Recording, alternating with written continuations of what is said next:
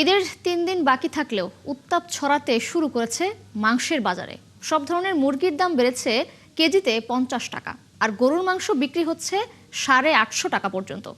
এ নিয়ে বরাবরের মতোই বিক্রেতাদের অজুহাত বাড়তি চাহিদা। এদিকে ঈদের নিত্যপণ্য সেমাইয়ের দাম অপরিবর্তিত থাকলেও ঊর্ধ্বমুখী মশলা জাতীয় পণ্যের দাম। এছাড়া গুঁড়ো দুধ ও পোলাওয়ের চালও কিনতে হচ্ছে বাড়তি টাকায়। দর্শক, বাকিটা জানাচ্ছেন মাইনুল মারুফ।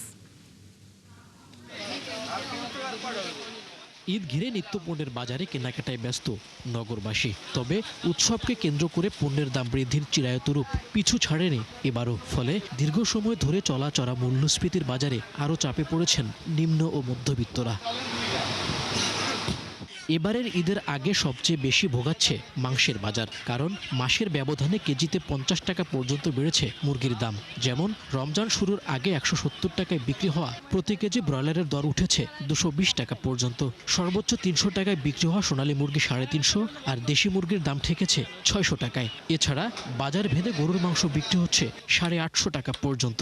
দেশি কিনলাম দুইটা ৬৮০ করে দাম নিল আমার কাছ থেকে। এটা আগে ঈদের আগে ছিল ৫২০, ৩০, ৪০ এরকম ছিল। আমদানিটা কম এবং মালের দাম বেশি বলে তেল বাড়ছে, তেল খরচ বেশি, গাড়ি ভাড়া বেশি, ওই হিসেবে মালের দাম ক্যারিং খরচ বেশি দিই।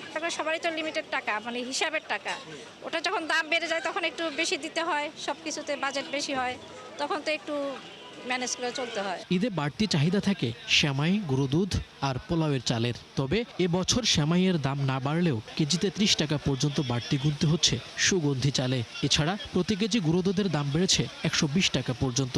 আর সরবরাহ সংকটের অজুহাতে লিটারে ১০ টাকা বেড়ে পাম তেল বিক্রি হচ্ছে ১৬৫ টাকায়। এদিকে পুরোপুরি সরবরাহ সংকট কাটেনি বোতলজাত সয়াবিন তেলের। পোলার চাল দাম বেড়ে গেছে, সবজির দামটা একটু আগের চেয়ে কম হচ্ছে। আমি যা দেখলাম আজকে কম টাকা বেতন পাই, অল্প অল্প কিনলাম আর কি। তেলের সরবরাহ আগের থেকে একটু কম, ৩-৪টা কোম্পানি সরবরাহ দিত, এখন 2টা কোম্পানি, একটা কোম্পানি সরবরাহ দিচ্ছে। 5 কারণ 10 কারণ, আমার চাহিদা 20 কারণ 30 কারণ। মাসের ব্যবধানে পেঁয়াজের ঝাঁঝ কমলেও কেজিতে ৬০ টাকা পর্যন্ত বেড়েছে আমদানিকৃত রসুনের দাম। এছাড়া অধিকাংশ মশলা জাতীয় পণ্যের দামও এবার বাড়তি। অনেক কিছুই আমরা ইচ্ছা করি যে এটা নিব, কিন্তু অনেক সময় প্ল্যান থেকে বাদ দিতে হয়।